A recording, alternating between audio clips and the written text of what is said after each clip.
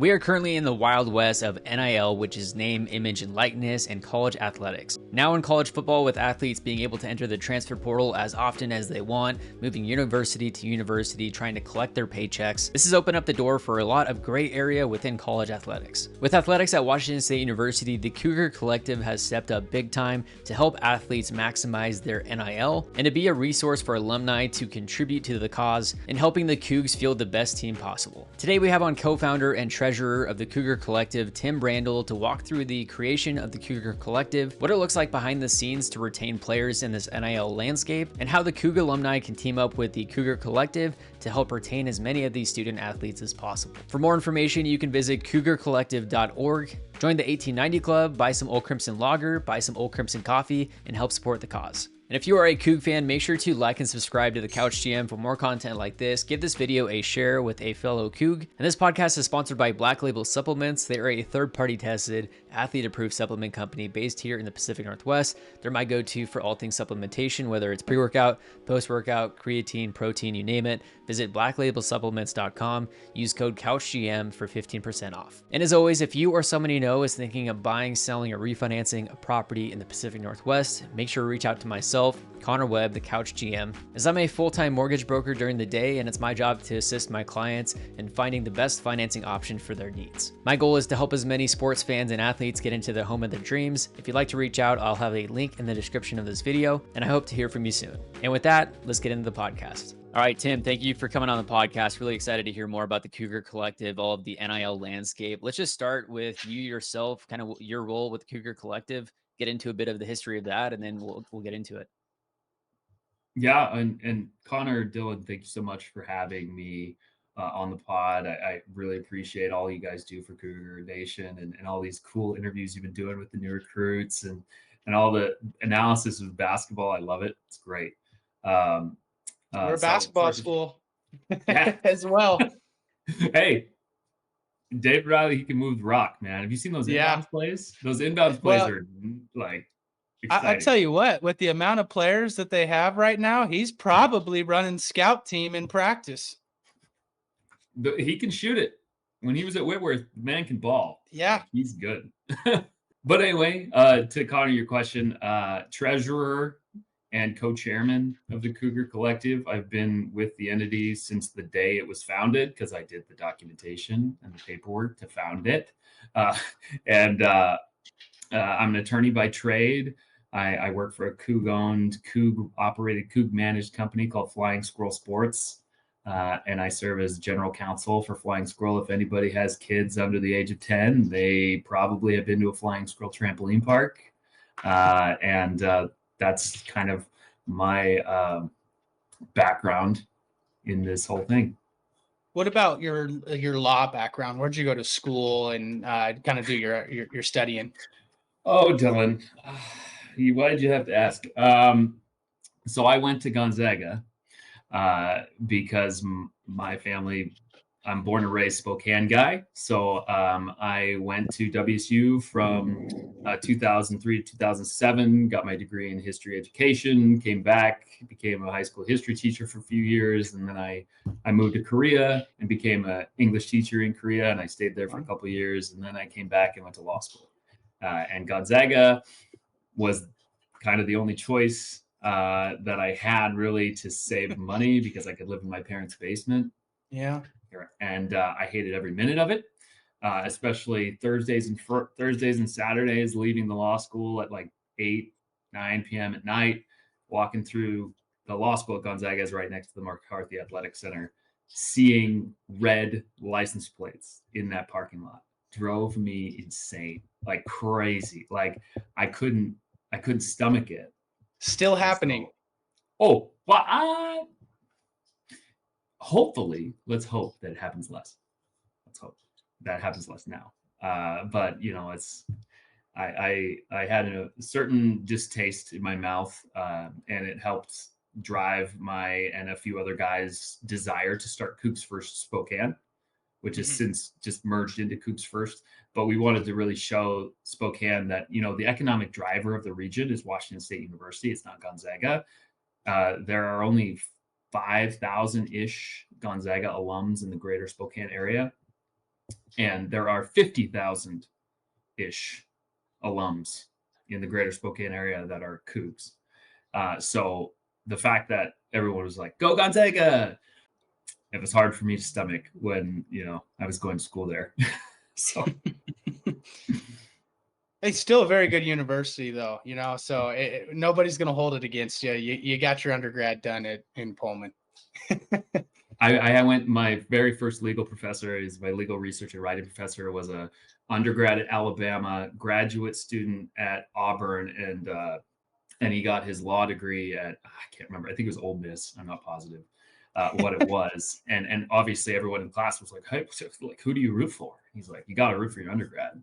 You got to start with the base. You can't change your, and I'm looking around in this room at all these people who only came to Gonzaga Law School because they wanted to watch basketball. And I looked around and I was like, see, you can't just be here to root for the Zags. And that's what they were there to do. So the landscape of NIL changed relatively recently. It's really now starting to get into the big impact, especially in football and other sports with the transfer portal, all these different things opening. Can you just walk us through the initial founding of the Cougar Collective? Like what led you to start forming this, and exactly what does that look like, behind the scenes as far as what the Cougar Collective does with athletes with the NIL? Yeah, I mean, that's a great question. As many people know, that it was kind of like a trial by fire thing. And what happened was we had heard through the grapevine about Cam Ward at the time in 2022 when Coach Dickert and then OC Eric Morris were, trying to recruit him from Incarnate Word.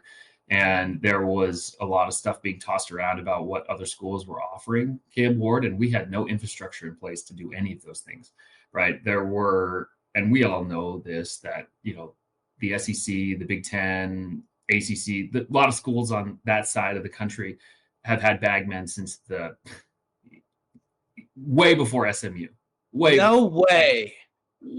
Oh, don't give me that. Yes, we don't have that infrastructure because we don't have the used car salesman who gives you that handful of cash. We don't have that, and so essentially what had happened was a bunch of folks like Jack Thompson and Robbie Tobeck and Jed and Paul Sorensen and all these other businessmen who were like very interested in trying to help. We all came together and it was like, we got to do something. We got to make at least some sort of offer to make this right. And we promised stuff that we didn't have. We're like, we're going to go get this.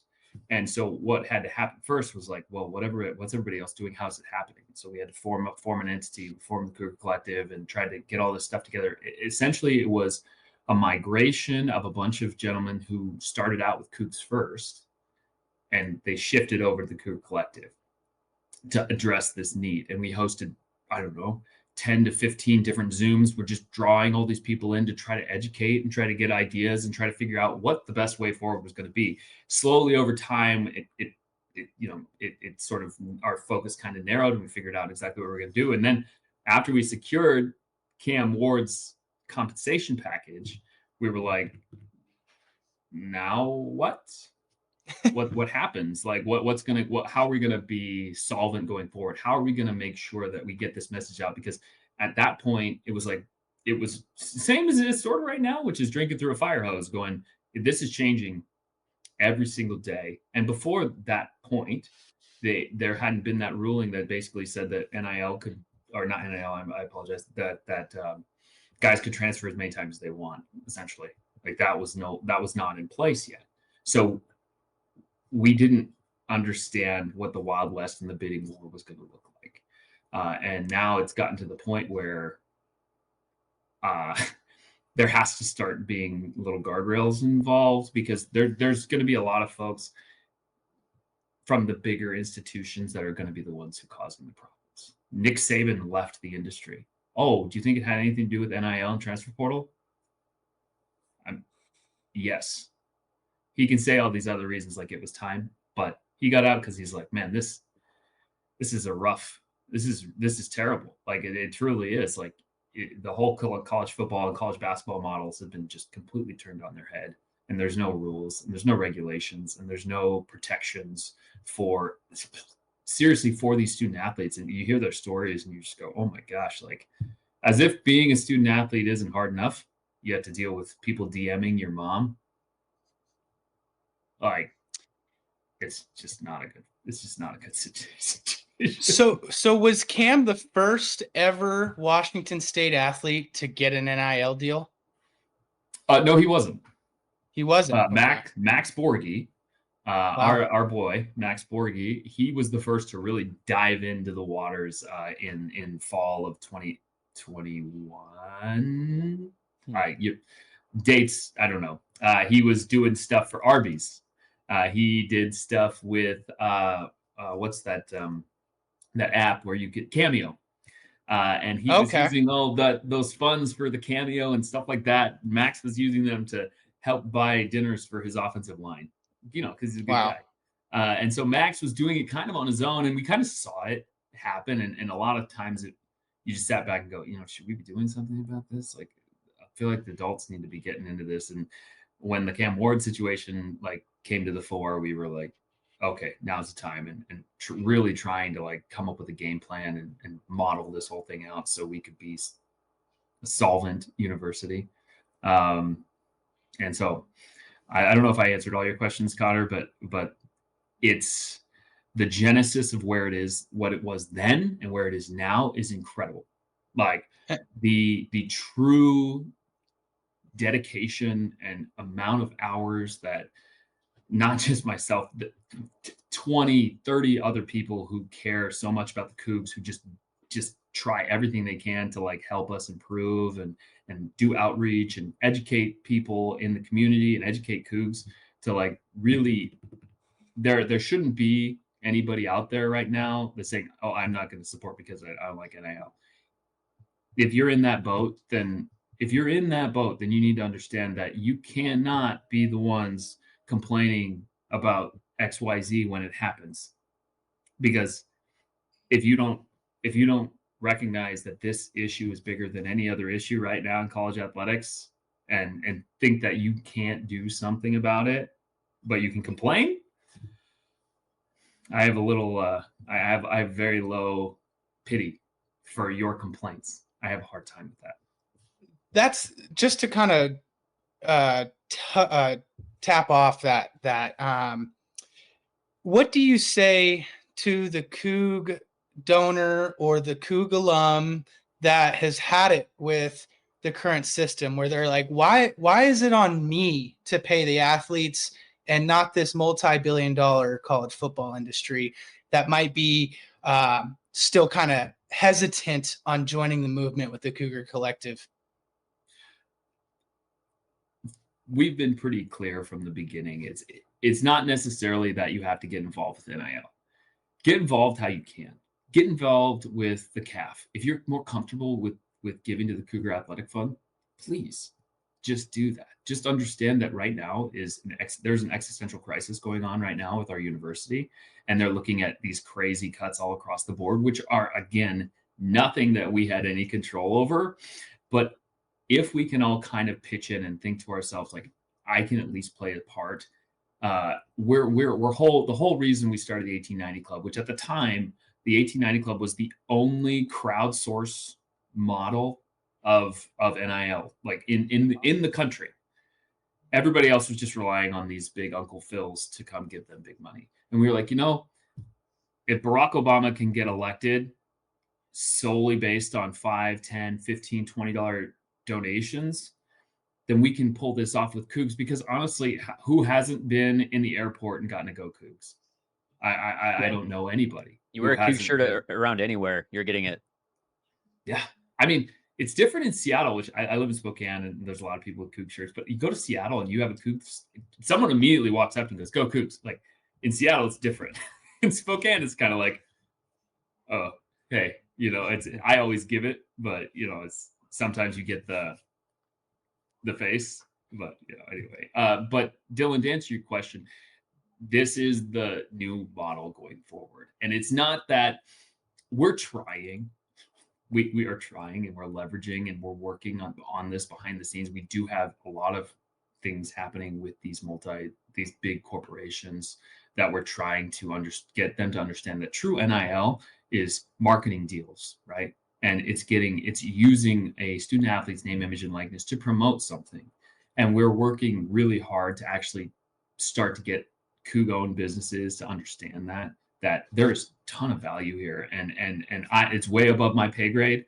I don't know enough about marketing. I don't know enough about that kind of stuff to actually understand, but we have people now volunteering for us. And I can just say his name's Brian Hurley and his wife, Cassie, and they run Hurley Media Co. And the stuff that they know and the things that they say that about how much impact these guys have, these student athletes have on actual brand awareness and doing things like that. Because immediately, right, for Cougs, for example, when we brought out the beer, when we brought out the coffee, the swell of basically people searching for, doing Google searches and SEO hits for Pike Brewing and Joe Coffee and Indaba Coffee, those companies were like, wow, they're driving traffic. And it's like, yeah, as soon as the Cougar Collective puts their name behind something, we're driving traffic. And so it's not just that it's the student athlete's name, image, and likeness. It's that Coug Nation understands that the Cougar Collective is working on behalf of these student athletes, and it's helping push out like, hey, you put so-and-so on your product, guess who's going to buy it? Cougs. Cougs are going to buy it. You know, we're trying to be selective with who we choose to go do stuff with, because we don't want to make people distrust what we're putting our name on. So that's why the beer is good, and that's why the coffee is good, and that's why we're working on a wine right now. But we're trying our best to leverage all these Coug Nation contacts to help lighten the load on the little guy. We want to show people that, yeah, here it is. Like the Washington Beef Commission supported us. The Cosmic Crisp Apple has supported us. Like, we're trying to build on all these things. Well, and Connor, I'm sorry, I'm jumping in here. Last one, and you'll get the next question. But you mentioned wine. There's a pretty prominent former Cougar quarterback, lives in Washington, has a winery. I don't want to get too far out over my skis on that, but let's just say that conversation is happening. I don't know what part of the level of the conversation I'm going to disclose, but I'm just going to say that Cougs will be excited. We're going to say no comment. No comment. I'm good at those. Presented without comment. Yes. Yeah. Oh, and I'm sure that's going to lead into my the next question. Go ahead. Yes. So, I mean, let's get into the weeds of stuff. I mean, just to clarify, so universities can't directly pay players to come play at their university, right? So outside parties have to fund the player to basically give them an option or an offer to come play at a university. And so I'm curious how the Cougar Collective, if they work with the university, what that looks like, how the Cougar Collective negotiates with players, how Dickert is able to be involved in those negotiations or talking with players, and what all of that looks like, because there's so much that isn't clear on the rules. So how does that all work? That's a very sensitive topic, because we are still waiting for the NCAA to kind of come down with a ruling and make sense of all this, because truly we are at a position where we explain what our budget is. We say XYZ is our budget, and this is how we're going to work with it. To the extent where we work with actual student athletes to determine what they're going to receive for their name, image, and likeness, we work in concert with people within the university, stakeholders, to make sure that so and so is on the same page as us in terms of what is going to happen. And so we only truly get involved in this process once the student athlete has put pen to paper. We can't we're not the entity that will negotiate and go out into the portal and go try to find people. That's not what we do. We don't what's the word? Seek out. We're not trying to broker deals and say, hey, look who I got, coach. I got this person for you. We don't do that in any way, shape, or form. We are the ones who basically, once they come on campus, we get to talk to them and say, what is your plan? What would you like to do with your name, image, and likeness? What is something that your family is hoping to do with your name, image, and likeness? And we take it from there. There's no we're a retention-based organization. That is what we do. Our only purpose and goal, especially at this stage, is to keep Cougs in Pullman. That's why we have the hashtag protect Pullman, because that's our goal. And a lot of times when they get on campus, and for example, if they've been there for a year or been there for 2, all of us have developed relationships with these kids. And it's truly like I have the best job in Coug Nation because I get to deal with these guys on a daily basis, and girls. Like I get to communicate with them and see how thankful they are, and see a lot of them just gush. Like I can't give names, but like some of them, it just makes your heart like, I'm so glad they're Cougs. Like you're just like, yes, this is so fun, So to clarify, the Cougar Collective, sorry, Dylan, I'll give you the next one. The No, Cougar you're good. Collective is a retention-based organization. So once they're already at the university playing for the university, that's where you can come in and negotiate, talk with them. Hey, this is what we can do with your name, image, and likeness.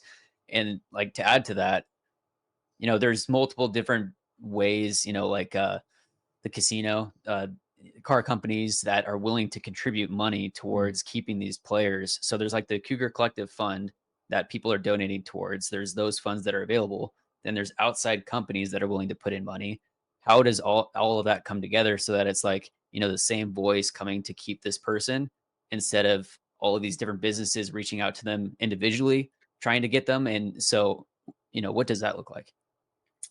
So outside of like the Northern Quest deal, which was kind of so Northern Quest obviously is a partner of Washington State University through Washington State University athletics, and they work with Learfield to do all that kind of other stuff. So they had a pre-existing connection when we're talking about the John Mateer deal and doing all that stuff. So we were hands off, but oftentimes we're seen as kind of the conduit, and that's how we try to act for businesses to come and say, hey, how can we do this? We'd like to do this with so-and-so. So Premier Blue Cross, for example, they had a mental health awareness campaign that some of you may have seen on the video board. We were instrumental in that. And basically it was, we're hoping to work with one female student athlete and one male student athlete from a fall sport. Who can you recommend to us to do this and this and this? And how would you like that, whole scenario to work? And so we were able to, get that deal across the finish line for these 2 student athletes. Primera then paid us, and then we paid them. And we're just a pass through. Like we don't take, there's no cut, there's no commission, there's no percentage. We just immediately just send the money out. That is one of the key ways that, we really want to help facilitate and be a conduit for these student athletes, because, again, attorney, my job is to make sure contracts are good. So for these student athletes, they're protected, to make sure things like this are easy. I negotiate deals in my adult life. Most of these kids are 18 to 22 years old. They've never done anything like that, and so outside of the Northern Quest deal, a lot of these other brands like Valley Auburn GMC, which is owned by one of our board members, Ron Clauden, great Coug, like fantastic Coug. They work through us. They work with us. Cougs First works through us. Flat Stick Pub works through us. They just know that we're going to help them facilitate with any of these student athletes. In the same way, we want the student athletes to look at us and say, help me, I want to work with this company. Help me, can I work with this company? And we go to work. Then we reach out to our contacts and try to do that. As far as how that factors into what their annual compensation or monthly compensation and things of that nature, all of that stuff is cherry on top for them. It's cherry on top. And we're trying to find the best way to include those brands as truly adding to our annual budget to actually, spread out and pay these other people. But a lot of times these brands will say, for example, I would like John Mateer to drive my truck. Great. You can do that. Or I'd like so-and-so to live in my apartment building and promote my apartment. Great, here you go. And there's that other part of it that a lot of people don't understand is it's not just financial. We're offering, and a lot of these other companies are offering services, meals, discounted rent, discounted, ad infinitum, anything you can imagine. If they offer it to these student athletes just for social media posts and things like that, they feel like it's bringing that value to Cougs that's different than just like, hey, here's a couple $1,000, like do this for us. And that's something that we really leverage because we're different. Pullman's different. So obviously we had this this interview set up. Some sort of breaking news came on before you jumped on here, and we have to ask you. But over the past week and a half, we've seen photos of players, or maybe even a video, and saying presented without comment.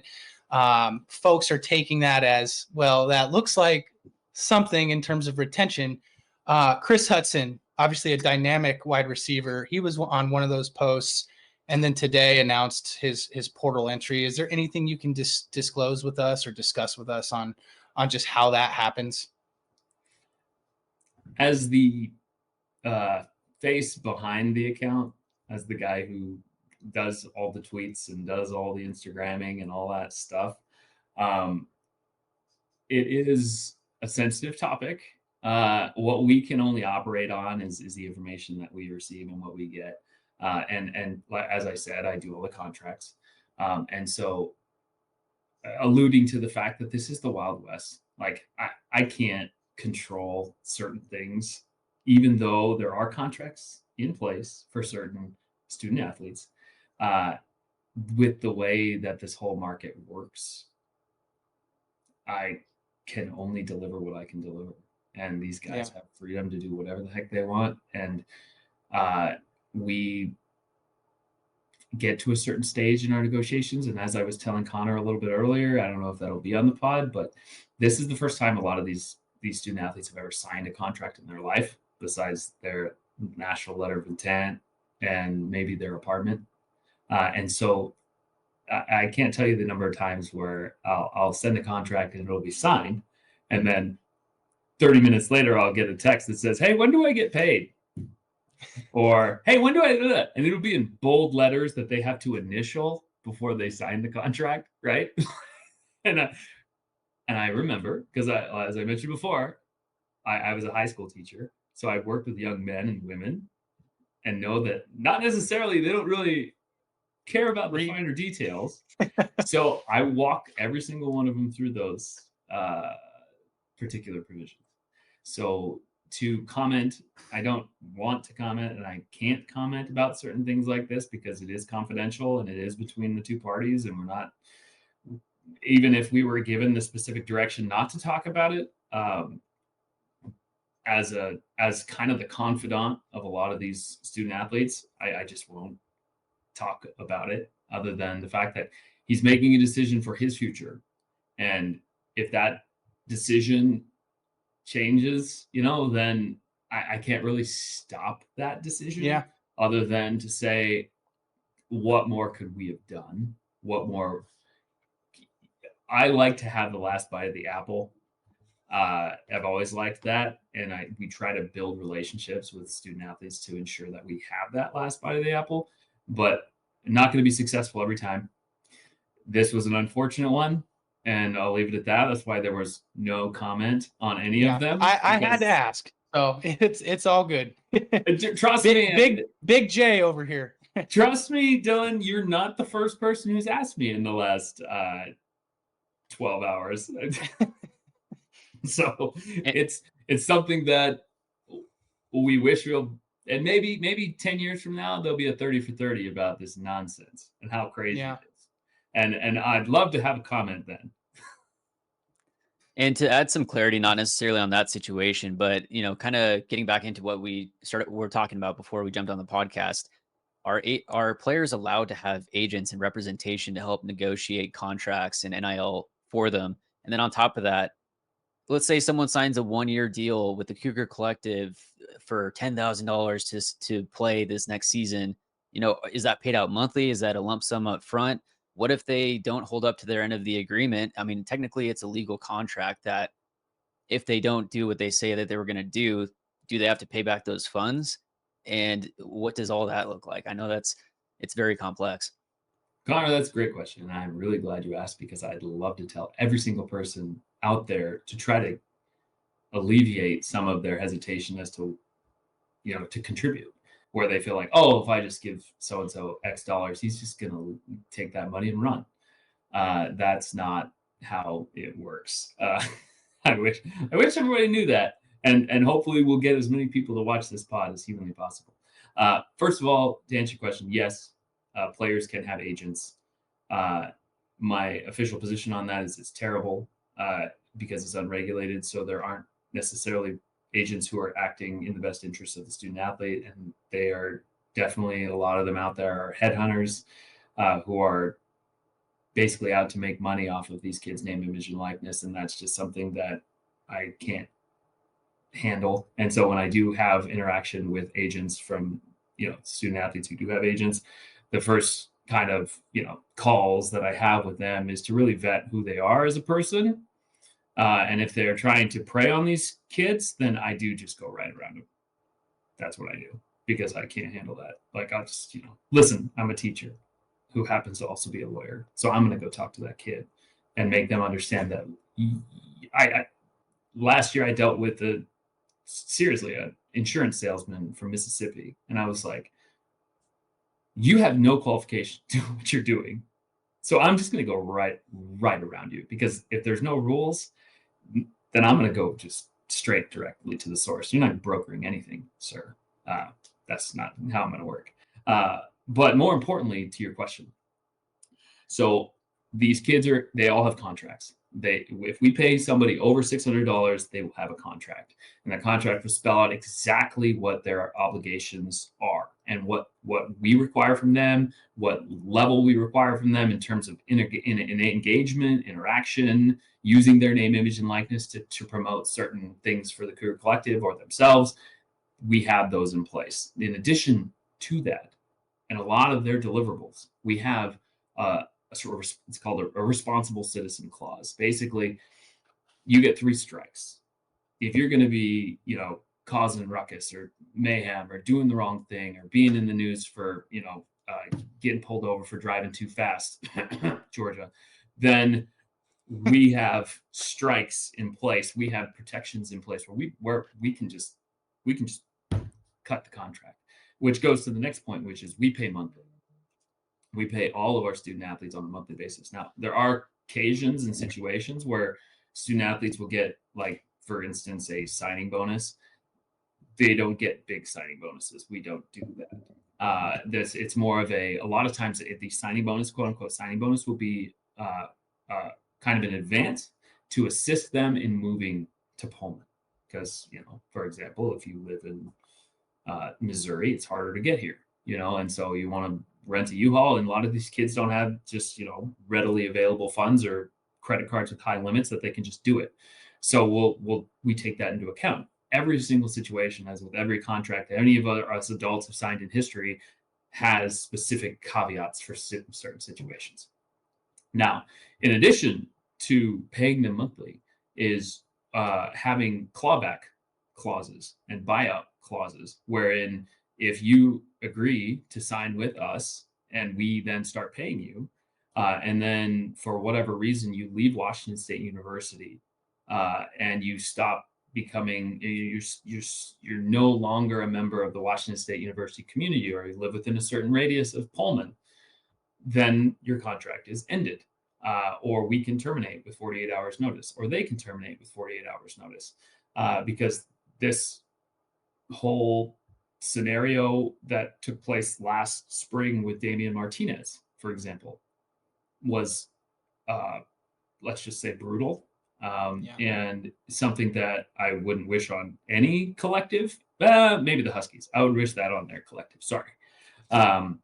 But he essentially, the day after he got paid, he entered the portal and there was no reprise. There was no way for them to recoup any of those monies. And it was a lot, like a lot.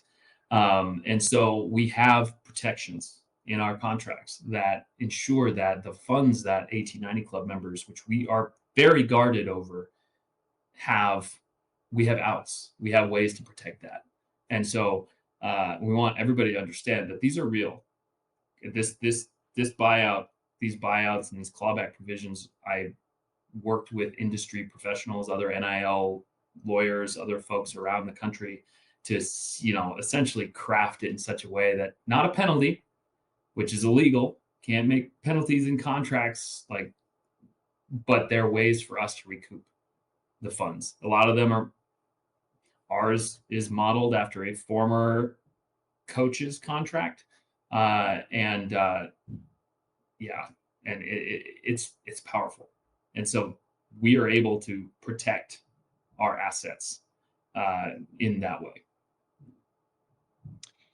I had a question in terms of how do you guys split up funds for different sports? Obviously, football is, the king in the United States, and it's the flagship bearer of your university. And we can go into details of how when Mike Leach came here and started winning football games, enrollment and donations and everything follows with it. Right now, we have a basketball program that looks to be completely back. And with a new coach after what Kyle's, and I love Coach Kyle Smith. There was a lot of things that went into him leaving. Obviously, his family played a big portion in it, but it can't be understated what he did for this program, because when he picked it up, it was at Wolfian levels after Ernie Kent left it. And we saw it took him 5 years to get back to the NCAA tournament with a few NIT appearances in the mix. How do you guys go about allocating funds between certain programs at Washington State? So first and foremost, with all of what we offer, everybody has the opportunity to tell us when they contribute in any way, shape, or form. We honor what they say. So if you want to give to track and field, if you want to give to tennis, if you want to give to football, you want to give to baseball, you can allocate. And we offer, and we show those numbers to stakeholders at the university. We let them know what is available to them for that purpose, right? So not only does the contributor have that choice, but as far as how we allocate the general fund, if you will, so funds that have come in that are not earmarked for anything, it's through a board vote and through close collaboration with the school. We understand, and everybody should understand, that the two elephants in the room that need to be fed are men's basketball and football. A rising tide floats all boats. And so, for example, last year when the men's basketball team, had such success, and that February and that March and that April, that was really fun to be a part of. We had folks come in and say, "Hey, I want XYZ to go to basketball," and that's when we created that match campaign, and we were able to raise over $300,000 like that. And that was strictly for basketball. That match campaign. Wow. Oh yeah, every dollar that came in from there was bam, basketball. And so we were able to give, especially Coach Riley and what he had at Eastern Washington was nothing. Eastern started their collective in October, ahead of this year. Game. Yeah. Wow. Ahead of our basketball game against Eastern at Spokane Arena was when they started their basketball. Their collective essentially is a basketball centric collective. That's what they have. And so yeah, I didn't know that either. Did that coincide with what you guys did for that game in terms of a portion of every ticket? And did portions go to their collective too? Yep. Mm-hmm. Wow. So the way that works, and I can disclose that, is basically based on the amount of tickets that were sold. For neutral site games, the basketball team, as opposed to the football team, has a ton of freedom to kind of say how they want those funds to be apportioned. And up until this year, the basketball teams were essentially just put that back into their general fund for the basketball team to use for, salaries, charters, hotels, recruiting. XYZ, yeah. Right. And this year, and other NIL collectives around the country were like, hey, can we get in on that? Like, is that something that we can do to increase our NIL budget? And all these coaches were like, yeah. So the Spokane one, for example, the Eastern got so the purse was like 50% to the venue and 50% split up between the two NIL collectives. So Eastern got half of what that total amount was from our 50%. And they were founded ahead of that game for that purpose. Do you have a bit of a salty taste in your mouth from that, or is it okay? No, not at all. Not at all. I mean, that they were equal parts part of the game. You know, they didn't necessarily do as much promotion of it as we did, but who cares? I don't care. Like we were just happy to be a part of the conversation. Like it's something that in the future will be pretty prominent and prevalent throughout all college athletics, and hopefully maybe someday the football team will be allowed to do that. But I don't think that's us. So how does that go? I mean, this seems like a huge advantage for basketball programs to have, and you see a ton of these neutral site games strictly for the metric side of things in terms of, getting a better net rating or just making your resume look better. Now, there's a time in the basketball season where the kids, they're not at school. They're all back on the west side, Thanksgiving break. Is this something that maybe our coaching staff has reached out to you about? Hey, we'd like to have multiple neutral site games, and possibly during those windows where you're not getting the amount of support that you normally get at the university? Yeah, it's definitely been a discussion.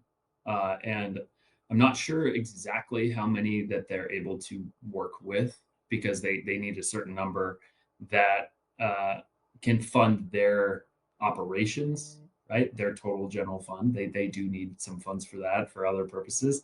But, for bigger games that can possibly draw lots of funds, like they do have a lot more freedom to do that. With in terms of even splitting, even just doing a rev split where the school basketball program can get X and then the NIL collective can get Y. That kind of stuff has definitely been discussed, and it's pretty exciting for us because as opposed to scrapping and trying our best to really promote and just ask for money or sell stuff. It's more of a lump sum from marketing money that come out of TV deals and larger scale revenue that we can then leverage to help our basketball team be successful. And so it's something that hopefully will grow in the future. And one last piggyback question, because the Players Era Tournament, I don't know if you followed that, SDSU, Oregon, some of the bigger brands in college basketball. It was strictly, the purse was for NIL. I believe each school got $1 million in terms of NIL, and then the winner obviously probably doubled that. It's tough as Washington State, where you don't really have this bona fide program yet. It's building. I mean, these are things that are just crazy in this landscape, that you're just seeing these new nuances in NIL continue to pop out. Is that something that's just, since there is no regulation and it's this wild west, is that, are we going to continue to see these new things being propped in NIL? Yes. Short answer. There's truly no industry that is off limits from this. I mean, I had somebody reach out a couple weeks back about cannabis. Like we did Old Crimson Lager, we've done Old Crimson, coffee. Why can't we do cannabis? And the answer is no, from an optics standpoint, at least from my seat. but yes, in terms of legality, yeah. Like anything goes. Like I guess that goes back to where you guys don't want your name in certain spots.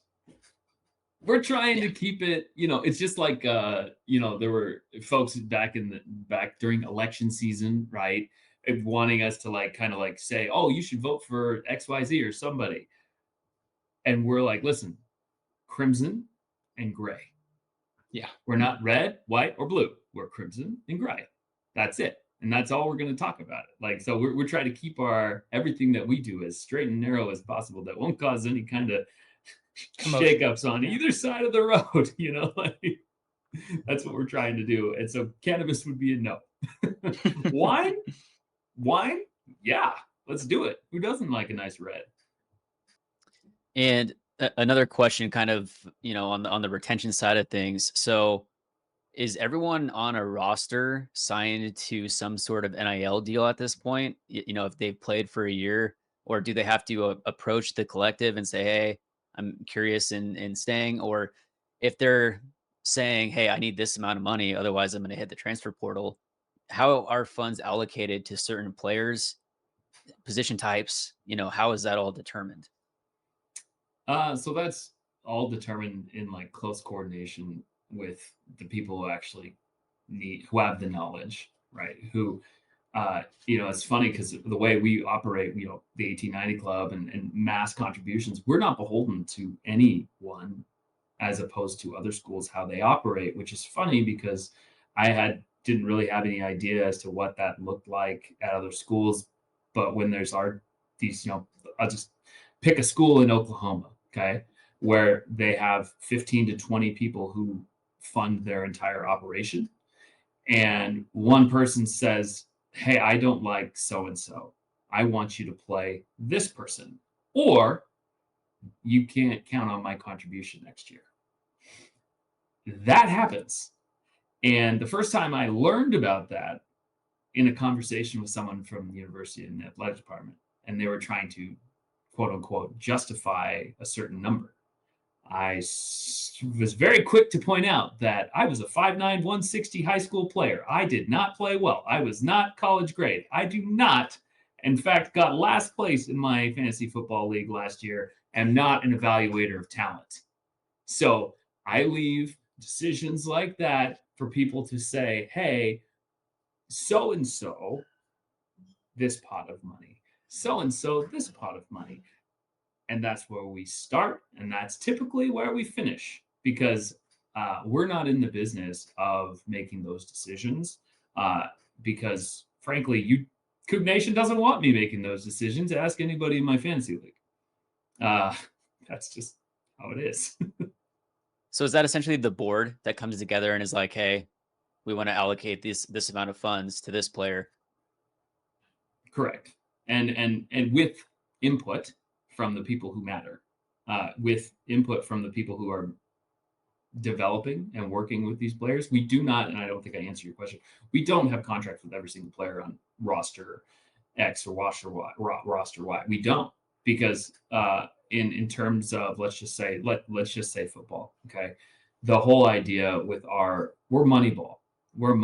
We are making the most of what we have and using it in a way that makes sense, and using viable metrics to like prove what a person is actually worth, as opposed to what they think they're worth, and having guideposts for how much that is going to be, as opposed to just willy-nilly looking on Twitter and saying, "Oh, I heard so and so got X, I should get that."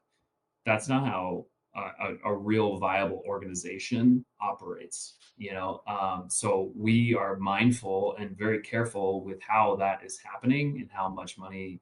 We were so like, again, this goes to the genesis of what the Cougar Collective is. In 2022, we couldn't figure out how to get one guy his package.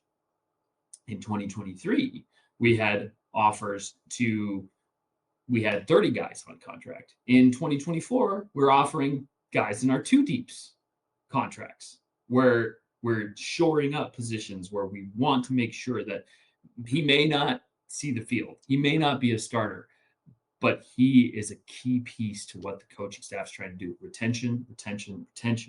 We don't want them to feel like they're not in our plans going forward. And this year, same. We're just increasing every year. We're just adding to, not only are we adding to the number of players we're able to support, but we're adding to the dollar figure that we're able to support them by. And that is a 100% dedication, like that is 100% dedicated to our supporters. That has nothing to do with anything else other than you guys buying coffee, buying beer, and telling your friends about us, because it works. After we won the Apple Cup, we saw give us a number. Come on. The total was the total was 6 figures. Wow. Within a week of money that came in, and not just 6 figures in terms of like just one-time donations, but over 100 new people joined the 1890 Club, which the amount, I mean, just saying it at the base level of $18.90, that's $22 to $24,000 annually if that was just 100 people at 1890. But that's not where people are. Like, that's like 60% at the 1890 level, and then there's 40% at the higher levels. So I want Coug Nation to understand, like, man, after we went through a rough time, the dark days of November, which my 40th birthday was the Wyoming game. So that was cool. That was great. Loved checking that while I'm having dinner with my wife. You know, that was great. But so those dark days, we had, what makes games and losses worse for like me is because I get to see the immediate impact of losses. The immediate impact of wins is great. Tons of dopamine. Losses are, please cancel my subscription. Please cancel my subscription. Please cancel my. Really? It was bad. Bloodbath, man. Bloodbath. Like, Man. Total in the last month of lost contributions is about a net 0 since we've had the same amount of people sign up as opposed to the losses. And I'll tell you, the losses are over 20 of people who said, I'm going to cancel my subscription. And that's not to say that it's because they're upset about whatever. People's budgets change. Yeah. I get it. It's the Christmas season. Totally fine. Understandable. But every single one of those person who did cancel got a message from me that says, hey, we're sorry to see you go. Please understand that, you know, if you have any feedback, what can you do more? Reach out. Like, let me know. I can reduce. We can do $5 a month. I don't have to do $18.90. If you can do $5 a month, that moves the needle down the road. You know, we just,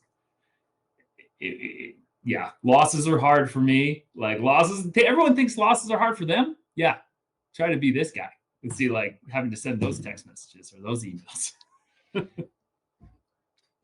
Now, in terms of, and we won't tie you up too much longer, but what about former Cougar athletes? Has there been initiatives in getting a hold of, you know, we have a white whale that just signed a pretty darn big contract in Dallas. You know, obviously you guys had, I believe Hurley had Gardner work in that video. Talk to us about our leading flag bearers that are currently in the professional landscape. And have you had dialogue with any of these whales? So, referring to the Maverick, he is very difficult to get in contact with, and he's also gets hit up for so much stuff. So we rely on personal connections. We're not just reaching out to people and asking them for money. That's not who we are. Yeah. For example, like Gardner. Gardner's the most gracious and wonderful Coug like you can ever meet, and I hope everyone has the opportunity to meet him, because if he's in his element, like when he came down to we filmed that at the WSU the spring game, and then the Friday before was the Cougs' first QB Classic, and he was able to film that short segment on Saturday morning with us, which was amazing. Our whole purpose has been trying to essentially reach out to those folks, like these bigger name people who Coug Nation identifies with, and asking them for their name, image, and likeness. We're not trying to ask them for money. We're trying to tell them, hey, can you help us by supporting us, by retweeting us, by liking it? At some point, at some way, these guys get hit for money all the time, and that's part of the reason why, like, some of them you kind of see fade into obscurity when it comes to Coug Nation's visuals is because they do. Why only ask them for money? I don't want your money. Like I do, but I don't. I appreciate who you are and what you can do for us, because man, that commercial, Gardner, was, it was viewed, all over the place. It was massively successful for us. And we added like 1,000 Twitter followers in a month from that, just because it was like, wow, they're doing all these things. And what we do is we try to leverage our connections. We try to leverage who knows who. So it's a personal thing. We're not trying to cold call and say, my name is Tim Brandle from the Cougar Collective. Could you please talk to me, publicist for Dallas Maverick? We're trying to work through other angles that make more sense from what Pullman's all about, right? And so sometimes it's about shoring up. It's about shoring up relationships, because of how many times some of these folks have been hit for money. Those relationships with Pullman aren't great, and we're trying to use our newfound platform to help essentially bridge those connections and make them more personal, as opposed to like, hey, can you just help us? Can you just retweet something? Can you just like something? We're currently working on these other cool, fun side things with some of these players to do that. And hopefully we'll get some more traction on that come springtime. But that's something that we're doing. Like Gardner was a result of who else? Jack Thompson. That was who has Gardner Minshew's cell phone number. Not me, but Jack can have it. Right. Yeah. So, I might have framed that a little poorly. I'm more so, obviously we're talking about money, but at the same time too, is like, you want to see these former athletes around Wazoo. Yeah. We want to bring them back for all the reasons that you just stated, is because like when Gardner was in Pullman, the buzz in town was crazy. Like people there for the spring game and yada, yada, yada. But we had an autograph session. Again, like I said, a lot of us are on Cougs First Board. And I don't know the total numbers, but 200 people showed up to a cold, windy day at Palouse Ridge just to see Gardner. And he was so gracious and smiled the whole time. And we went to the Coug the night before and had a little thing. And saw those photos. People were just pretty crazy. I mean, and he was gracious and happy and just overjoyed to be there. And that's part about what being Coug is. And we're trying to listen, Dayon, and, XYZ former student athletes that, Pullman will cherish you in every way, shape, or form, just like they do Gardner. Like we all still love these student athletes, and want them to be a part of this culture. And if the Cougar Collective can be the conduit, we'll do everything we can. Well, Tim, really appreciate you coming on, sharing some insight. Whoa. One last question. Yeah. I saw a tweet. Sorry, I have to ask this. This is what we'll end with. But when we 20, 30 years down the line, when that 30 for 30 comes out on NIL and everything, will we look back at the initial Cam Ward deal as just, how did that happen? Like, my goodness, it's a Hall of Fame level contract deal at the time, taking a look at him now. Yeah. And what's kind of funny and crazy about it is the next year we just offered him the same thing. Again, goes to the point that the portal, there was no multiple portal scenarios. So he couldn't just jump in the portal if we didn't offer XYZ to him as a raise. We were only able at the time to make good on the pledge that we made the year before. Be like, we'll do this again. Here's what we'll do again. And truly, at the time, he will go down as the greatest bargain in NIL history. Like, he's a great player, and quarterbacks are just looking at the crop of quarterbacks that are in the portal right now. Like, no disrespect to a lot of them, but it's just not that great. There's just not that many good quarterbacks in there right now. And so the fact that we were able to keep Cam for 2 years was pretty impressive. So hats off to you guys. We we're trying to do God's work. We're trying to do everything the right way, and we're trying to make everybody proud of us and doing it the Coug way. We know we get some hate. We totally understand. I hope this answered a lot more questions and got people to understand that behind the keyboard and behind the tweets, we're just normal Cougs who just like are praying for success. You know, and I can't own that way. either. I got to shout out Jackson Gardner, former Coug fan beat writer, for that tweet. I found that tweet hilarious. Yeah, it was good. It was good. It was good. I mean, I'll probably retweet it after this. So no, but yeah, thank you for all you do. You know, I know that there's people on both sides out there that are just it's an emotional thing. Sports are very emotional, and we want all of our guys to stay, but we understand the landscape that things are in, that it's not possible. So really appreciate you coming on for all of it you do, what the Cougar Collective does. How can people get in contact with the Cougar Collective? What's the best way to find you guys? Yeah, visit our website, www.cougarcollective.org. Find out more about what we do. Look at the different ways that you can get involved, which again, is just not straight donations. Like, we have merchandise, we have really good coffee and really good beer. You know, we understand that sometimes it's hard to get the beer. Yeah, the coffee. Sometimes it's hard to get the beer. But here's the trick.